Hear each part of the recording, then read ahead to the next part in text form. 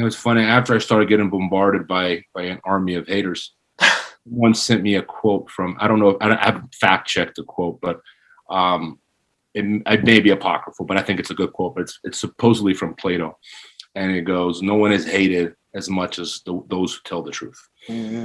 You know, yeah, sure. I'm not saying I am the beacon of truth and honesty in the world. I'm far from it. I'm very flawed, but I mean, in terms of the history of jiu-jitsu, I did my best. Right. And there's some, what's funny? This is my favorite part about, I mean, if criticism were coming from people who read the book critically and honestly themselves, mm-hmm. I would have been perfectly willing to, acknowledge, redact, like I don't have a dog in this fight. I'm not a Gracie. I'm not an anti-Gracie. I'm not an observer. I don't have anything to gain from this, from one take or the other. Like if George Gracie was the real deal, how does that change my life? It's not like I inherited. I mean, I'm not affiliated to him or his family. Right. Incidentally, his son, who actually doesn't even train jiu-jitsu, wrote me the other day thanking me for reviving the memory of his father. I thought that was pretty cool. Yeah, that's pretty validating.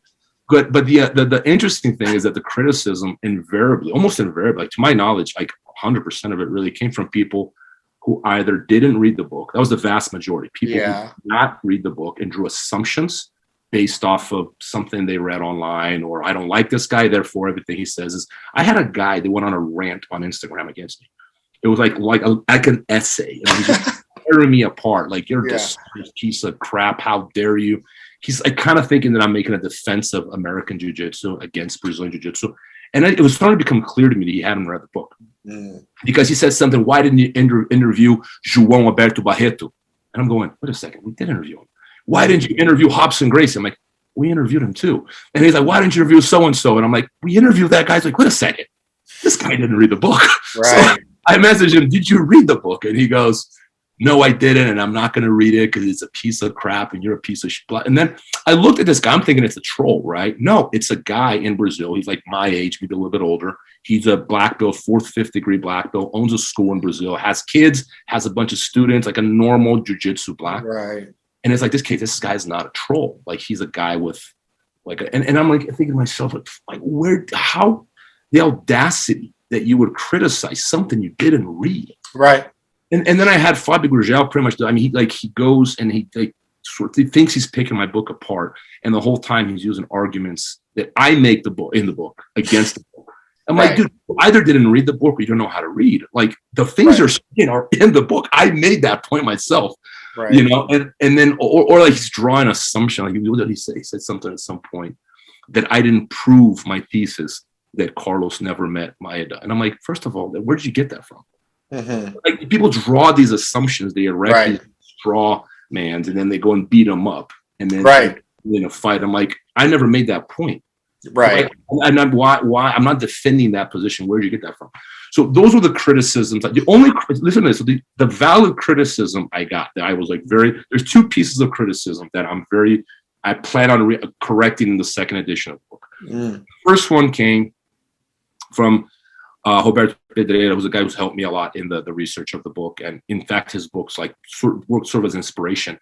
And he felt the book was very, very Carlos and heliocentric.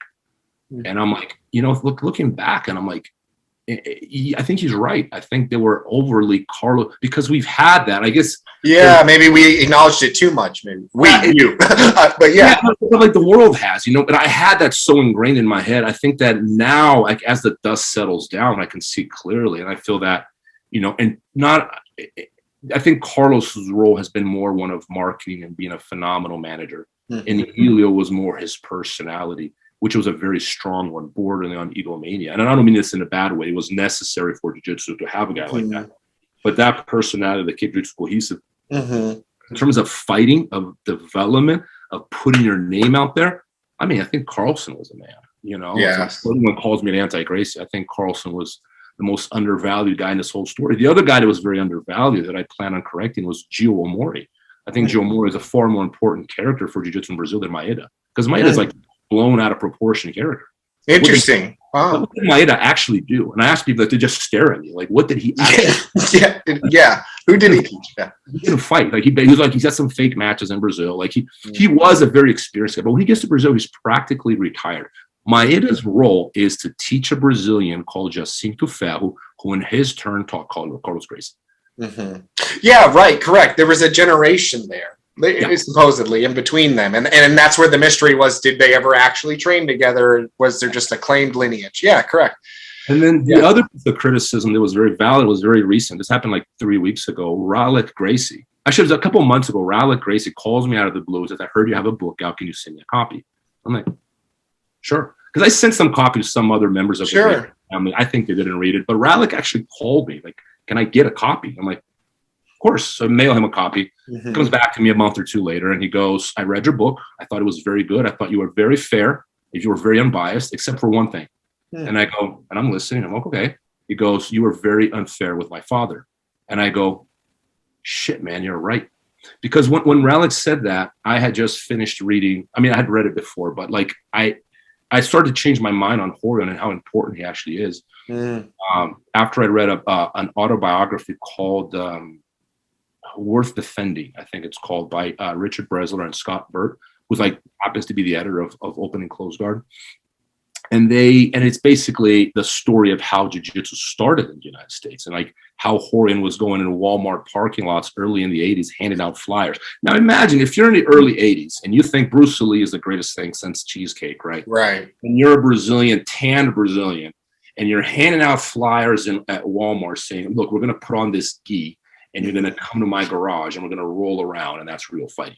Right. It's the most impossible sales pitch in the 1980s. Oh, I know. Yes. And Rorion stuck. He was cleaning bathrooms, so we, right? And I looking back and like when the hustle that guy went through, the process of breaking through the American knucklehead martial art mind, for sure.